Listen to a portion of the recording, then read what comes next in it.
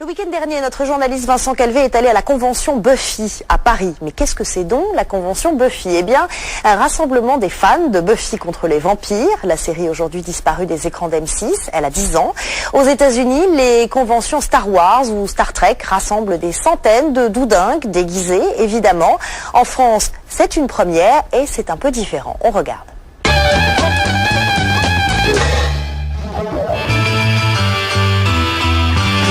Les conventions, ce sont ces rassemblements de fans plus ou moins déjantés qui sont monnaie courante aux States et en Angleterre.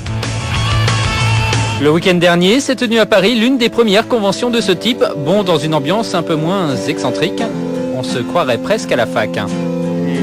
Une convention organisée par des fans de Buffy contre les vampires pour fêter le 10e anniversaire de cette série, l'occasion pour ces fans de se sentir un peu moins seuls. Là, on a l'occasion de rencontrer des gens qui sont vraiment fans aussi comme nous. Quand on en parle à notre entourage, généralement, c'est pas la série qui ressort. On passe pour des malades mentaux. En fait. Voilà, un peu. Avec la présence de la comédienne américaine Juliette Landau. Inconnue du grand public, elle est aux yeux de certains fans de la série une véritable star. C'est elle qui joue la vampire Drusilla dans 17 épisodes de Buffy. Ce week-end, les fans ont pu être pris en photo avec elle et lui poser tout un tas de questions.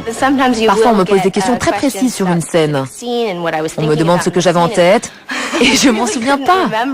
Si vu de l'extérieur, tout cela peut paraître un peu déroutant, attendez de connaître le prix. L'entrée à la convention coûtait quand même 80 €. Quant aux enchères de script de la série, elles pouvaient grimper très haut. 250 €. C'est le script original d'un épisode de Buffy que j'apprécie très particulièrement.